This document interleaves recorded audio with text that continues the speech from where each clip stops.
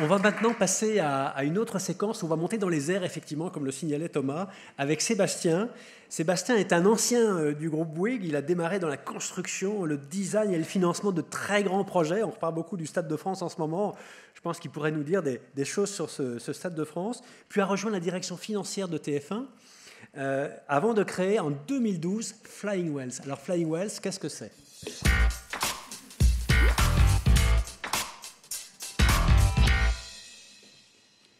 Bien, bonjour à tous.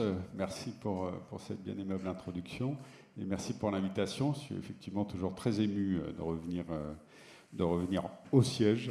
Je continue à dire nous des années après. Pardon pour ceux qui m'avaient déjà fait le plaisir de venir il y a peut-être 2 ou 3 ans. Donc pardon pour ceux qui ont déjà vu certaines de ces slides. L'idée, c'est de vous réexpliquer très rapidement ce qu'on développe. Donc Flying Wells développe cette espèce d'énorme aéronef que vous voyez. Donc c'est un dirigeable charge lourde. Alors vous allez me dire, qu'est-ce qu'il y a de neuf là-dedans? Ça existait au siècle dernier, les fameux zeppelins, d'ailleurs ça explose, enfin bref. Il y a 2 choses qui sont importantes. D'abord, c'est le même changement qu'entre les voitures du début du XXe siècle et puis les Tesla d'aujourd'hui. J'aurais peut-être pu dire Tesla d'ailleurs, mais enfin bref. En termes de technologie, de certificabilité, etc., etc. Et puis la deuxième révolution, c'est que les dirigeables du siècle dernier, comme les avions d'ailleurs, doivent se poser pour charger et décharger. Bon. Et là, notre premier client, et en fait la raison d'être de ce projet à l'origine, même si aujourd'hui les applications sont bien plus larges, qu'en l'occurrence l'Office national des forêts nous a dit vous ne pourrez pas vous poser en forêt, il n'y aura pas de place. Derrière, il n'y aura pas de place aux scieries non plus. Donc il faut développer une technologie qui charge et décharge en vol stationnaire. Et donc réglant cette contrainte, ça nous a ouvert un champ des possibles absolument extraordinaire. D'une part, on va le voir rapidement tout à l'heure. Et puis ensuite, c'est surtout la question environnementale, et c'est la raison de ma présence ici, c'est que si vous développez une machine qui charge et décharge en vol, elle n'a pas d'empreinte au sol, et puis si elle est toute électrique, elle n'a pas d'empreinte en vol. Voilà. Donc vous avez une machine sans empreinte, quasiment sans empreinte environnementale. Donc, d'où est-ce que le projet est parti? D'un constat tout simple, puis chez Bouygues, on aime bien faire ces constats, c'est ce qui en général génère des développements, c'est que la filière bois était le 2e poste de déficit de la balance commerciale de la France en 2012. C'est le 3e aujourd'hui. Alors c'est complètement invraisemblable, parce que le premier, c'est le pétrole, on comprend bien, on n'en a pas. Le 2e, c'est l'informatique, on n'a plus de constructeurs, hélas. Mais alors le bois, on a une des plus grandes forêts d'Europe. Donc comment se fait-il qu'on importe massivement du bois? Pour une raison toute bête, c'est que depuis quelques décennies, on demande à l'Office national des forêts d'arrêter l'hémorragie. C'est un office qui perd 800 millions par an. Et il n'y a pas de retour sur investissement à faire des routes et des pistes. Compte tenu du prix des grumes, il n'y a pas de retour sur investissement à faire des routes et des pistes pour aller chercher les grumes et les ramener aux scieries. Voilà. Donc on va chercher le bois immédiatement accessible. On ne va plus chercher le bois en 2e rideau, si je puis dire. À une époque où on a tous besoin de construire davantage en bois, et ça s'accélère. Tous les grands groupes, à commencer par Bouygues, font massivement de la construction en bois. J'étais là avec le président au Gabon et Guillaume Poitrinal sur ces nouvelles technologies aussi pour construire en bois. Enfin, ça s'accélère à une vitesse phénoménale. Bref, il y a un effet ciseau dramatique, d'où la nécessité de développer une solution qui était capable d'aller chercher le bois. Alors vous me diriez, il y a l'hélicoptère. Oui, sauf que l'hélicoptère, c'est limité à 400 tonnes. Et puis, les rotations, on a besoin de 60 tonnes. Donc vous voyez qu'il y a un écart phénoménal. Et puis l'hélicoptère, ça coûte à peu près 15 000 € de l'heure. Pour des grumes, une rotation, ça fait, on va vous dire, 4 grumes, donc 400 € de leur machin. Donc vous voyez que ça ne colle pas du tout. Voilà. Donc il fallait réinventer quelque chose. Voilà, donc Flying Wells, c'est un grand projet qui est à l'origine d'ailleurs franco-canado-chinois. Pour des questions que vous imaginez, on a été obligé de racheter la part des Chinois. Donc la France en détient 75%, et puis le Canada 25%. Et puis il y a un grand pays d'Asie du Sud-Est tout en bas à droite qui ne devrait pas tarder à remplacer la Chine. Voilà. Pour ça, on a été contraint de rapidement, enfin, on s'est aperçu qu'il fallait développer et le constructeur aéronautique et l'opérateur, toute modestie et proportion gardée, le Airbus du dirigeable charge lourde et le Air France, sauf que c'est plus que le Air France, en fait, l'opérateur, c'est le Air France et le ADP. C'est la raison pour laquelle vous avez vu qu'Aéroport de Paris était un des actionnaires stratégiques du projet, c'est que, en fait, on déploie une nouvelle infrastructure de transport, parce que chaque dirigeable aura sa base, et donc on doit déployer 160 bases dans le monde en 15 ans. Vous imaginez le tempo. D'ailleurs, ça peut faire des beaux travaux pour le groupe. Voilà, très rapidement, donc Flying Wheels Industries, nous développons cet aéronef. Je salue mes amis, à double titre d'ailleurs, parce que je n'avais pas vu que tu étais là. Bon, bonjour, mes amis du CEA, puisqu'ils nous aident tant sur la chaîne de propulsion que nous développons actuellement que sur les technologies futures. Je ne vais pas rentrer, sauf si ça vous intéresse tout à l'heure au travers des questions sur qu'est-ce qu'il y a derrière ou sous cette enveloppe gigantesque. Notez simplement pour ces applications la taille de la soute, quasiment 100 mètres de long par 8 mètres par 7. Donc vous voyez que c'est absolument phénoménal. Alors, on n'a aucun mérite parce que pour porter la charge, il faut un très gros volume d'hélium, mais ça permet de faire des choses absolument fantastiques. Voilà. Tout ça est développé comme Airbus le ferait ou Boeing le ferait par un gigantesque consortium industriel que nous animons, un petit peu comme quand on fait un bâtiment, vous avez un maître d'ouvrage ou un maître d'œuvre qui va animer tout un tas de corps d'État. Là, c'est exactement pareil. D'ailleurs, il doit y avoir le logo du CEA, j'espère, quelque part, sinon je vais me faire taper sur les doigts.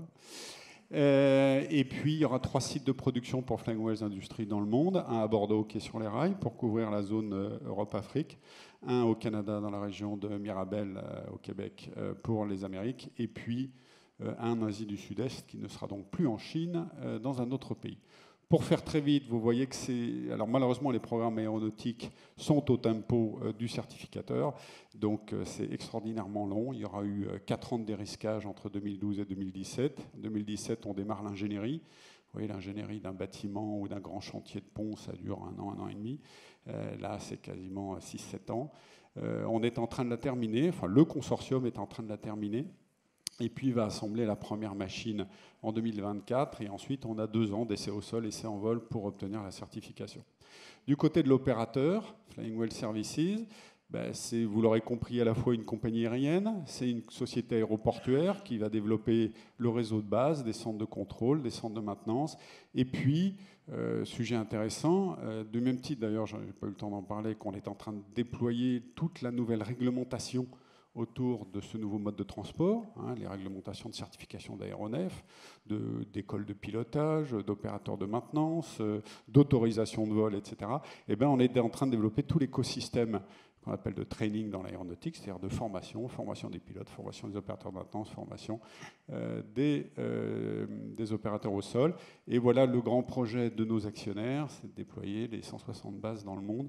C'est à peu près équilibré d'ailleurs. Alors ça ne sort pas du chapeau, tout ça émerge d'un travail commercial qui a duré lui aussi quasiment 8 ans avec nos clients. Alors c'est une bonne transition. On a signé aujourd'hui une quarantaine d'accords de B2B, c'est typiquement avec l'ONF pour transporter du bois, avec tous les acteurs de l'éolien d'ailleurs pour les pales éoliennes qui sera notre plus gros marché, avec des acteurs de la construction, avec des acteurs du fret comme Bolloré, etc., etc. Et puis on commence à faire du B2G. Alors je le dis parce que c'est aussi un métier que sait faire Bouygues, notamment dans la concession. C'est-à-dire qu'on commence finalement la Guyane française, vous voyez là le Grand Nord canadien ou l'Indonésie sont intéressés à acquérir l'infrastructure de transport. Donc là, ils ne le voient plus comme un service de transport, mais se doter d'une infrastructure. De la même manière, par exemple, qu'une ville veut se doter d'un métro, non seulement il lui faut des stations, des tunnels, des rails, etc., puis un opérateur, mais nous, c'est à peu près la même chose. En Guyane française, on est en train de discuter avec les autorités de déployer 3 bases pour à la fois faire du service public, du bois, du désenclavement économique, et puis des applications privées, notamment avec le CNES et Ariane Espace. Voilà, très rapidement, le type d'application. Sur le domaine de la construction, je crois qu'on a mis des slides que sur ce sujet-là. Les pylônes haute tension, c'est caricatural. RTE, aujourd'hui, avec ses 3-4 Super Puma, fait jusqu'à 10 rotations d'éléments de 5 tonnes pour les mettre bout à bout. Donc vous avez 10 impacts environnementaux, 10 problèmes de coût, 10 problèmes de qualité, 10 problèmes de sécurité. Nous, on le fait d'un seul tenant, avec un coût qui n'est pas 20% ou 30% moins cher, qui est 30 à 50 fois moins cher à la tonne transportée que l'hélicoptère. Donc vous voyez le type de révolution. Voilà.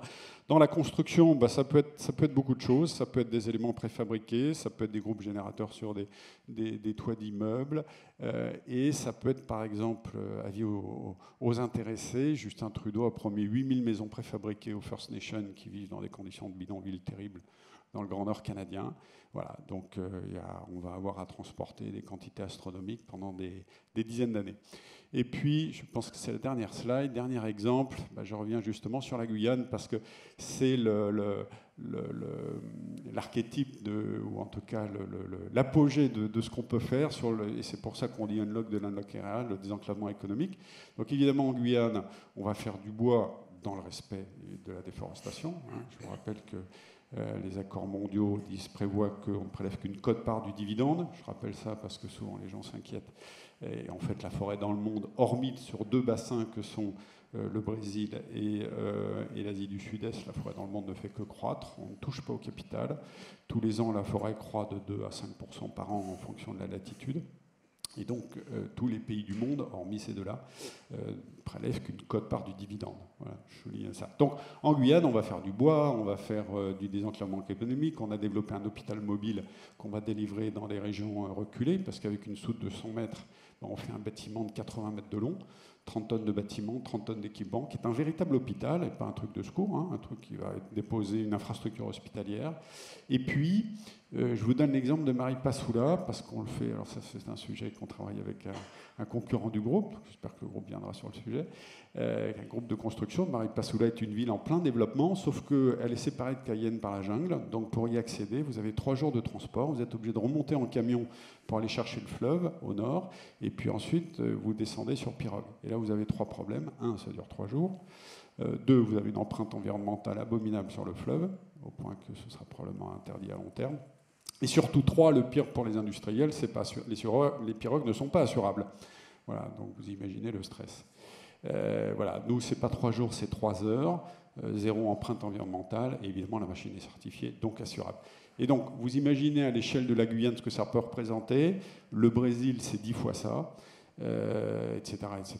Donc vous voyez la raison d'être du désenclavement économique. Voilà, merci beaucoup, et merci encore pour cette proposition d'intervenir. Merci beaucoup Sébastien pour cette présentation. Moi j'aime beaucoup le projet avec Aviation sans frontières sur les hôpitaux qui passent d'île en île, c'est extraordinaire. Alors l'énergie, c'est l'hydrogène bientôt ? Alors, comme j'avais commencé en vous posant la question, évidemment, nous, le projet, c'est de faire une machine toute électrique, sauf que le certificateur nous a dit, mais attendez, Airbus nous parle de 2035, donc on n'est pas prêt du tout, et il parle surtout de base réglementaire, parce qu'à la rigueur, sur des technologies, il y a déjà des petits avions qui embarquent des technologies hydrogène, mais quand on parle de mégawatts, on parle de moyens long courrier, et là, évidemment, le domaine de l'aéronautique, le domaine des avions n'est pas du tout prêt. Pour nous, pour être honnête, c'est beaucoup plus facile. C'est beaucoup plus facile parce que le problème de l'avion, c'est d'abord un problème de masse, chaque kilo compte. Pour nous, pour être honnête, on n'en est plus à ça près. Il suffit de mettre un peu plus d'hélium. Secondo, vous avez un problème de place. C'est que les stockeurs d'hydrogène, par exemple, sont très volumineux. Dans l'avion, il n'y a pas de place. Il faut repenser complètement l'avion, donc sa portance, donc son aérodynamique, etc. Nous, de la place, évidemment, on en a beaucoup. Bon, donc c'est plus simple pour nous et on pouvait y aller directement. Sauf que l'autorité n'étant pas prête, elle nous a dit, vous allez être gentil, vous allez développer une chaîne hybride, donc thermique électrique. Donc aujourd'hui, on génère dans les 2 ailerons de la baleine, ils ne sont pas là pour faire joli en fait, ils sont là pour y insister les turbogénérateurs. On génère l'électricité avec des turbines classiques, et puis qu'on distribue de façon électrique et auprès de 32 moteurs électriques et 32 hélices. Donc on a une architecture qui est d'ores et déjà électrique. Donc ça, ils savent certifier. Donc on vous certifie ça en 2025-2026. Et puis ensuite, progressivement, vous allez remplacer chaque turbine, peut-être par des piles, peut-être par les vôtres d'ailleurs, ce serait formidable. Et puis, au fur et à mesure, on va le qualifier. Donc voilà comment est-ce qu'on va, dans la foulée, arriver vers du sans fuel, enfin sans énergie, sans kérosène. Cela dit, il y a la grande question, d'où ma question tout à l'heure, c'est finalement, qu'est-ce qui va être le plus efficace ? Est-ce que c'est d'embarquer des piles ? Est-ce que c'est d'injecter de l'hydrogène dans les turbines de Pratt & Whitney et de Safran ? Est-ce que c'est de mettre des batteries ? Aujourd'hui, la pile semble être la meilleure technologie, mais vous imaginez bien qu'à 3-4 ans, tout va tellement vite qu'il peut se passer encore beaucoup de choses. Je crois qu'il y a une question de Thomas. Oui, moi je me posais la question de la capacité qu'on a à stabiliser le dirigeable lorsqu'on veut déposer ou un pylône sur son socle béton ou un équipement en toiture. Là, il ne faut pas que ça bouge trop. Comment on adresse ce sujet-là? Alors, parler de la question de la précision. Alors, on a 7 points de propulsion, 32 moteurs et donc 32 hélices, pour que la machine se comporte parfaitement dans ses 6 degrés de liberté. Bon. Une fois qu'on a dit ça, et donc elle est parfaitement stabilisée. Bon. Une fois qu'on a dit ça, on ne vend pas une précision centimétrique. Hein. Pour l'instant, on vend une précision métrique. Et donc, on sait que sur des solutions où il faut être typiquement sur les pales d'éoliennes, on ne va pas jusqu'à poser les pales en tête de mât. On les livre au pied et puis ils les installent. Sur un bâtiment ou sur des pylônes haute tension, on a besoin de guide. C'est-à-dire qu'on développe avec le client un petit système qui permet de guider et pour mettre la charge précisément là où elle est attendue. Voilà. Enfin, en embarquant, je ne sais pas si vous vous rendez compte de ce que c'est que 4 MW, c'est absolument colossal. On est obligé de le faire pour tenir les grands vents. Hein. Mais donc en temps courant, et d'ailleurs sur des opérations de précision, on ne les ferait que par beau temps. On a une énergie embarquée qui nous permet d'avoir un très bon fonctionnement de notre système propulsif. Merci, je crois qu'il y a une question de Laurent maintenant. Oui, je vais quand même poser la question, parce que tout le monde a ça en tête, sur les questions de sécurité, puisqu'on a vu justement un engin qui traverse une ville. Donc on se dit sur tout ce que vous avez mis en œuvre pour protéger l'engin de tout ce qui pourrait arriver. Alors des situations climatiques extrêmes, parce qu'on a parlé des Caraïbes, on sait qu'ils subissent chaque année des moments d'ouragan. Alors comment vous avez fait cette simulation-là? Et puis, plus proche de nous maintenant, la situation géopolitique, un attentat, un missile sol-air, il se passerait quoi? Alors, c'est une très bonne question, parce que c'est l'un des 2 grands problèmes du dirigeable, donc on verra si vous trouvez le deuxième. Bon, d'abord, ce qu'il faut bien dire, c'est que sur la question de la sécurité, il y a un truc qui balaye tout, c'est que c'est une machine certifiée. Bon, donc vous ne la verrez pas si elle n'est pas certifiée. Voilà. Bon, et la certification aéronautique fait que, en fait, l'avion, il faut penser ce que c'est qu'un avion, hein, c'est quand même un tube en métal à 10 000 mètres qui vole à 800 km/h avec 200 à 400 personnes dedans. Enfin, c'est un truc complètement fou, en fait. Et donc, si on en arrive à faire le mode de transport le plus sûr au monde, parce que c'est bien le cas de l'avion, c'est parce qu'il y a une certification qui est abominable. Donc, point 1, rassurez-vous, c'est que si un jour ça vole, c'est que le risque est en 10-9. C'est ça, la construction de la safety pour une sécurité. Donc, un risque en 10-9, c'est assez tranquille. Bon, cela dit, il faut quand même qu'on s'assure qu'on arrive à le faire. Pour faire ça, et comme disent les Américains, there is no free lunch, c'est une solution qui est extraordinaire, mais qui n'est pas tout temps. Voilà. Contrairement à l'avion qui se targue d'être tout temps, bon, le train est tout temps, l'automobile ou le camion est quasiment tout temps, l'hélico ne l'est pas d'ailleurs. Nous, on affirme clairement, et c'est pour ça qu'on ne fera pas de passagers, on ne fera pas de choses comme ça, nous ne sommes pas tout temps. D'ailleurs, c'est assez intéressant du point de vue des réflexes.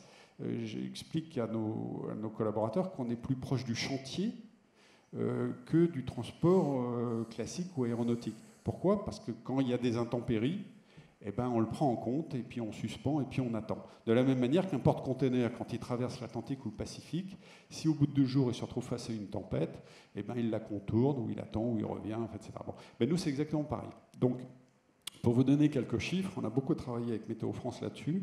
Sur un territoire comme la France, qui est extrêmement intéressant parce qu'il a des zones très éventées, comme la Bretagne ou comme les zones de Mistral, par exemple, autour de Marseille-Istres. Et puis, évidemment, des territoires qui sont très calmes. On va globalement pouvoir travailler de façon certaine, au regard des conditions d'opération qu'on s'est données, et au regard de notre système de propulsion, un peu plus de 300 jours par an. Voilà, vous mettez des coefficients de sécurité, etc. Vous arrivez à 280 jours par an avec l'EASA. Et nous, dans notre business model de l'opérateur, Flying Well Services, on a encore bien coefficient de sécurité, on a 230 jours. Donc, gardez en tête que c'est une machine qui, globalement, ne sort pas lorsque vous avez des tempêtes, des vents de 100, 150, 200 km/h. C'est quand même 2 fois par an en France. Mais on se dit qu'on ne travaillera pas 100 jours par an. Donc voilà, dans le business plan, c'est pris en compte comme ça. Et tout ce qu'on fera en plus, ce sera mieux. Donc ce projet s'amortit avec ces contraintes-là. Voilà, je ne sais pas si j'ai répondu à tout au sujet. Ah, le missile solaire. Oui, bah alors là, effectivement, on est une cible formidable, mais on n'a pas prévu, pour l'instant, d'aller travailler, je ne sais pas où d'ailleurs.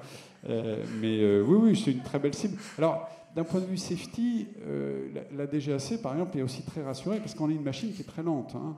On la voit venir. On ne vole comme les hélicos à quelques centaines de mètres du sol. On n'est pas du tout dans les couloirs aériens, on n'est pas dans les camemberts d'aéroport, etc.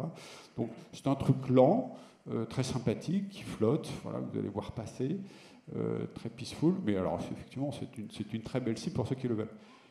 Un point de précision quand même, je rappelle que l'hélium n'est pas inflammable, hein, c'est un gaz neutre.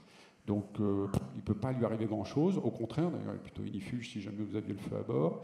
Et puis, l'autre chose que je n'ai pas dite, parce qu'on n'avait pas le temps de faire de la technologie, mais ce n'est pas un blimp. Un blimp, c'est ce que font les anglo-saxons, c'est-à-dire qu'ils gonflent une enveloppe à l'hélium, et c'est la pression de l'hélium qui lui donne sa forme. Voyez, ce qui fait que quand vous perforez l'enveloppe, ou si elle se déchire, alors il y a deux phénomènes. Un, l'hélium sort puisqu'il est sous pression, donc la machine commence à dégringoler. Et deux, comme c'est la pression qui donne la forme à l'enveloppe s'effondre sur elle-même, ce qui accélère la chute. Bon.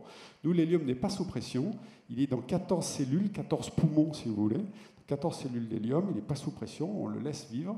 Ce qui fait que si vous avez une perforation de l'enveloppe, eh ben, vous avez un peu d'échange gazeux avec l'air à l'extérieur, mais globalement, l'hélium ne sort pas. Et puis, bah, si vous faites un trou de missile, vu la taille de la machine, c'est un trou d'épingle dans la baignoire. Donc, vous allez quand même rentrer à la maison. C'est pas dramatique. Après, si le missile arrive sur le cockpit ou sur les moteurs, alors là, ça devient compliqué. Merci beaucoup, Sébastien.